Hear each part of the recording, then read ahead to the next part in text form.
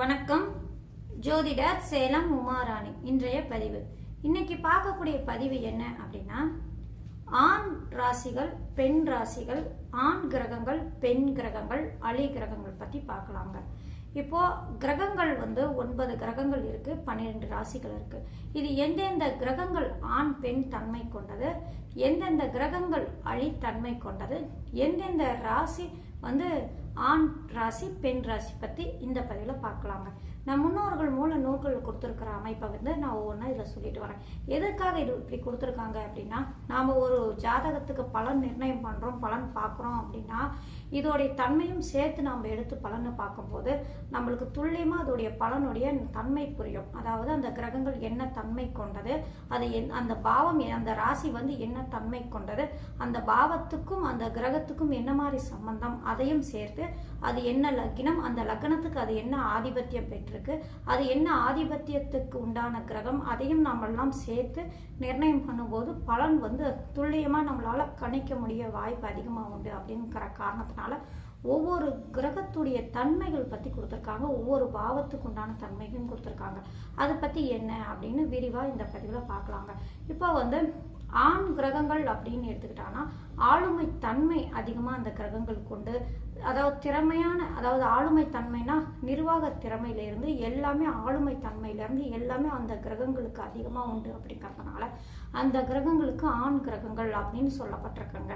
அது மட்டும் இல்லைங்க, திறமையா தன்னிச்சையா நின்று செயல்படக்கூடிய ஆற்றலும் திறமையும் அந்த கிரகங்களுக்கெல்லாம் அதிகமா உண்டு. அப்படிங்கிறதுனால அந்த கிரகங்களுக்கு ஆண் கிரகங்கள் அப்படின்னு சொல்லப்பட்டிருக்கு. சரி, ஆண் கிரகங்கள் அப்படின்னா எந்தெந்த கிரகங்கள் அப்படின்னு எடுத்துக்கிட்டானா 9 கிரகங்கள்ல 3 கிரகங்களுக்கு ஆண் கிரகங்கள் அப்படின்னு சொல்லப்பட்டிருக்காங்க. அதாவது என்னன்னா, ஆண் கிரகங்கள் அப்படின்னு எடுத்துக்கிட்டா சூரிய பகவான், செவ்வாய் பகவான், குரு பகவான், இந்த 3 கிரகங்களும் ஆண் கிரகங்கள் அப்படின்னு சொல்லப்பட்டிருக்காங்க. ஏன்னா சூரிய பகவான் அப்படின்னு எடுத்துக்கிட்டான்னு ஒளி கிரகம், சூரிய பகவான் ராஜா கிரகம். 9 கிரகங்களுக்கு ராஜா கிரகமே சூரிய பகவான் ஆவார், ஒளி கிரகம். அவர் நம் தந்தைக்கு காரகர் ஆவார். இந்த மாதிரி அமைப்புல வலது கண்களை குறிக்கக்கூடிய கிரகம், இந்த மாதிரி அமைப்புல தலையை குறிக்கக்கூடிய கிரகம் அப்படின்னு சொல்லக்கூடிய இந்த சூரிய பகவானே ஆண் கிரகம் ஆகுங்க. அவங்களுடைய ஜாதகத்துல லக்னத்தோட இந்த ஆண் கிரகமான செவ்வாய், அதாவது ஆண் கிரகமான சூரிய பகவான் சம்பந்தம் பெறும்போது அந்த ஜாதகருக்கு திறமை அதிகமா இருக்கும், திறமையால முன்னேறக்கூடிய ஆற்றல் தைரியம் எல்லாம் இருக்கும் அப்படின்னு சொல்லப்பட்டிருக்காங்க. சரிங்களா? அடுத்தது அப்படின்னு எடுத்துட்டா செவ்வாய் பகவான் அப்படின்னா என்ன, வீரம் தீரம், அதாவது போர் குணம் கொண்டவர்.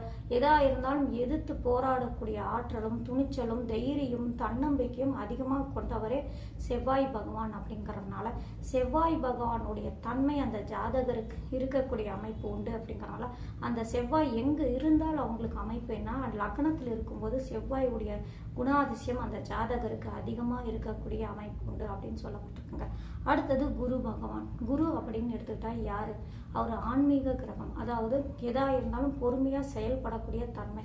குரு பகவான் அப்படிங்கிறது தனத்துக்கு காரகர், புத்திரக்காரகர். அப்படிங்கிறதுனால அந்த லக்னத்தில் திக்பலம் பெறக்கூடிய குரு பகவான் லக்னத்தில் இருக்கும்போது அந்த ஜாதகருக்கும் குரு கொண்டான தன்மை அவங்களுக்கு அதிகமாக இருக்கக்கூடிய வாய்ப்பு உண்டு. அப்படிங்கிறதுனால குரு லக்னத்தில் இருப்பது மிக சிறப்பான பலனாக கொடுக்கக்கூடிய அமைப்பெல்லாம் உண்டுங்க.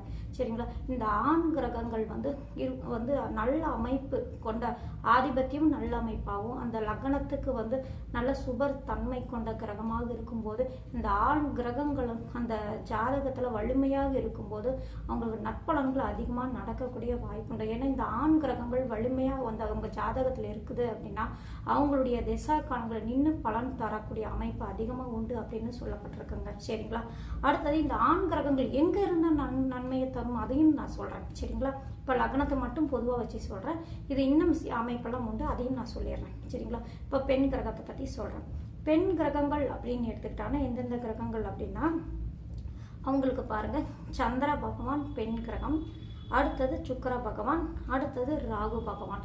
இந்த 3 கிரகங்களே பெண் கிரகங்கள், பெண் தன்மை கொண்ட கிரகங்கள் ஆகும் அப்படின்னு சொல்லப்பட்டிருக்காங்க. அடுத்தது அழி கிரகங்கள் அப்படின்னு எடுத்துக்கிட்டாங்கன்னா புதன் பகவான், சனி பகவான், கேது பகவான். இந்த 3 கிரகங்களும் அலி கிரகம். அலி கிரகம் அப்படின்னா என்ன அப்படின்னா ஆணும் அல்லாத பெண்ணும் அல்லாத கிரகங்களாக சொல்லப்பட்டிருக்கு அலி கிரகம் அப்படின்னு. இந்த புதன் பகவானையும் சனி பகவானையும் கேது பகவானையும் சொல்லப்பட்டிருக்குங்க. சரி, இந்த கிரகங்கள் இந்த அமைப்பு உண்டு. சரிங்களா? சரி, இப்போ பாவத்தை அதாவது 12 ராசியை வந்து நம்மளுக்கு என்ன மாதிரி கொடுத்துருக்காங்கன்னா ஆண் பெண் ராசி, அதாவது ஒற்றைப்படை ராசி, இரட்டைப்படை ராசி, அந்த மாதிரி அமைப்பில் கொடுத்துருக்காங்க. அது எந்தெந்த ராசிகள் அப்படின்னு எடுத்துக்கிட்டாங்கன்னா ஆண் ராசி அப்படின்னு எடுத்துக்கிட்டாங்கன்னா மேசம், அடுத்தது மிதுனம், சிம்மம், துலாம், தனுசு, கும்பம். இந்த 6 ராசி ஒற்றைப்பட ராசியாகவும் ஆண் ராசியாகவும் சொல்லப்பட்டிருக்கு. சரிங்களா? அடுத்தது பெண் ராசி அப்படின்னு எடுத்துக்கிட்டாங்கன்னா ரிஷபம், கடகம், கன்னி, விருச்சகம், மகரம், மீனம். இதெல்லாம் இரட்டைப்படை ராசி, பெண் ராசி அப்படின்னு சொல்லப்பட்டிருக்காங்க. சரிங்களா? ஆண் ராசியும் பெண் ராசியும் இப்படி நாம பிரித்து எடுத்துக்கணும். சரி, இந்த ராசி எதுக்கு அப்படின்னு நான் சொல்றேன் அப்படின்னா ஆண் ராசியில ஆண் கிரகங்கள் இருப்பது மிக சிறப்பு, பெண் ராசியில பெண் கிரகங்கள் இருப்பது மிக சிறப்பான அமைப்பு. அதாவது என்ன அப்படின்னா ஆண் ராசியில ஆண் கிரகங்கள் இருக்கும்போது அவங்களுடைய திசா காலங்களை வலிமையா உட்காந்து அவங்களுடைய திசா காலங்களை பலன்கள் அதிகமாக கொடுக்கும். நின்று தன்மை அதாவது என்னன்னா அந்த லக்னத்துக்கு சுப ஆதிபத்தியம் பெற்ற கிரகமாக ஆண் ராசி, ஆண் ராசியில ஆண் கிரகங்கள் இருக்கும்போது அது அந்த ஆதிபத்தியம் அந்த லக்னத்துக்கு சுப யோக ஆதிபத்தியம் பெற்று அந்த கிரகங்களும் சுப ஆதிபத்தியம் பெற்றிருக்கக்கூடிய அமைப்பா இருக்கும்போது அவங்களுடைய திசா காலங்களை முழுமையான பலன் அந்த திசா காலங்கள் அந்த ஜாதகருக்கு கொடுக்கும் அப்படின்னு சொல்லப்பட்டிருக்குங்க. அதே போல அவங்களுக்கு பாருங்க ஆண்களுக்கெல்லாம் பாருங்க ஆண் லக்னமாக விளந்து ஆண் கிரகங்கள் அந்த லக்னத்தில் இருக்கும்போது இன்னும் சிறப்பான அமைப்பு. அந்த ஜாதகருக்கே உண்டான அமைப்பு என்னன்னா ஆண்களுக்கு உண்டான அமைப்பு ஆண் லக்னமாக விழுந்து ஆண் லக்னத்தில் ஆண் கிரகங்கள் இருப்பது அப்படிங்கிறது அதை நம்ம சொல்லிதான் உங்களுக்கு புரியணும் இல்லை. அந்த அளவுக்கு அந்த ஜாதகர் இருப்பார். யாரா இருந்தாலும் அவர் எதிர்த்து போராடக்கூடிய தன்மை, ஆற்றல், தைரியம், துணிச்சல் எல்லாமே அந்த ஜாதகருக்கு நிறைந்து இருக்கக்கூடிய அமைப்பெல்லாம் அந்த ஜாதகருக்கு உண்டு அப்படின்னு சொல்லப்பட்டிருக்காங்க. அந்த மாதிரிலாம் இருக்கும் அப்படின்னு.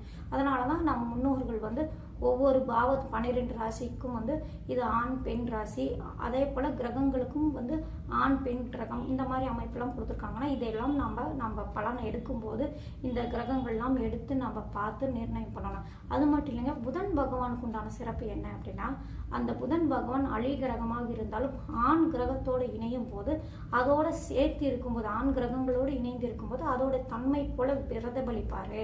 அதாவது ஆண் போல அவர் செயற்படுவாரு. புதன் பகவான் பொறுத்த வரைக்கும் யாரோடு இணைகிறாரோ அதோடைய தன்மை அந்த புதன் பகவானுக்கு மேல உண்டு அப்படின்னு சொல்லப்பட்டிருக்காங்க. சரிங்களா? அலி கிரகத்தோடு சேரும்போது அலி கிரகமாகவும் ஆண் கிரகத்தோடு சேரும்போது ஆண் கிரகமாகவும் பெண் கிரகத்தோடு சேரும்போது பெண் கிரகமாகவும் மாறி மாறி பலன் தரக்கூடிய அமைப்பெல்லாம் உண்டு புதனோட அமைப்பு அப்படின்னு சொல்லப்பட்டிருக்காங்க. இப்போ அலி கிரகங்கள் அந்த சனி பகவானை எடுத்துக்கிட்டாலும் சனி பகவான் இந்த பெண் ராசியில் இருந்தாலும் சரி ஆண் ராசியில் இருந்தாலும் சரிங்க, அவருடைய தன்மை என்னன்னா அந்த சனி பகவானுக்கு உண்டான தன்மை என்னன்னா அந்த சனி பகவானுக்கு அந்த லக்னத்துக்கு சுப ஆதிபத்தியம் பெற்றதா நற்பலன்கள் அதிகமாக கொடுக்கும். அதே ஆதிபத்தியம் 6, 8, 12 மறைவு ஸ்தானாதிபதி அமைப்பு வரும்போது அதுக்குண்டான பலன்கள் தரக்கூடிய அமைப்பு அந்த சனி பகவானுக்கு உண்டு.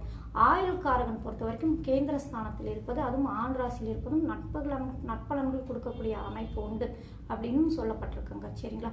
இப்போ கேது பகவான் பொறுத்த வரைக்கும் அலி கிரகம் அப்படின்னு எடுத்துக்கிட்டாங்கன்னா கேது பகவான் யாரோடு இணைகிறாரோ அதோ தன்மையும் கொண்டவரே இருந்தாலும் கேதுக்குண்டான அமைப்பும் அந்த பலன்கள் சேர்த்து தான் பலனை தரும். ராகு கேதுக்கு பொறுத்த வரைக்கும் என்ன, யாரோட இணைகிறாரோ யாரோட தன்மை கொண்டிருக்காரோ யாரு பார்வை செய்கிறாரோ அதோட தன்மையெல்லாம் அவருடைய திசா காலங்களை கொடுக்கக்கூடிய அமைப்பும் உண்டு அப்படின்னு சொல்லப்பட்டிருக்காங்க. இவங்களை பொறுத்த வரைக்கும் நம்ம பலனை எடுக்கும்போது கொஞ்சம் யோசனை செய்து எல்லா விதத்தையும் கலந்து தான் நம்ம பலன் எடுக்க முடியும். சரிங்களா? அதுவே ஆண் கிரகங்களான செவ்வாய் பகவான், சூரிய பகவான், குரு பகவான் இந்த கிரகம்னா அந்த தன்மை அப்படியே முழுமையாக கொடுக்கக்கூடிய வாய்ப்பு உண்டு அப்படின்னு சொல்லப்பட்டிருக்காங்க. சரிங்களா? இப்போ ஆண் கிரகங்களான இந்த கிரகங்களும் அடுத்தது பெண் கிரகங்களான இப்போ சொல்லக்கூடிய சுக்கிர பகவான், சந்திர பகவான், ராகு பகவான் இவங்கெல்லாம் பெண் கிரகமாகவும் ஒற்றைப்படை ராசி என்ன இரட்டைப்படை ராசி என்ன எல்லாம் விரிவாக சொல்லியிருக்கேன். இப்போ நம்ம ஒரு ஜாதகத்துக்கு பலன் நிர்ணயம் பண்ணணும்னா இந்த அடிப்படையும் சேர்த்து நாம் எடுக்கும்போது அந்த லக்கணத்துக்கு அது என்ன ஆதிபத்தியம் பெற்றிருக்கு, அது கிரகங்கள் என்ன காரகத்தன்மை கொண்டிருக்கு, அந்த பாவத்துக்கு உண்டான காரகம் என்ன, அது எல்லாமே கலந்து தான் நம்ம பலனை நம்ம எடுத்து சொல்லும்போது அது கரெக்டாக இருக்கும். சரிங்களா? இப்போது இதுதாங்க இந்த ஆண் பெண் தன்மை கொண்ட கிரகங்கள் எவை அப்படின்னு சொன்னது இந்த கிரக அமைப்பு. நன்றி, வணக்கம்.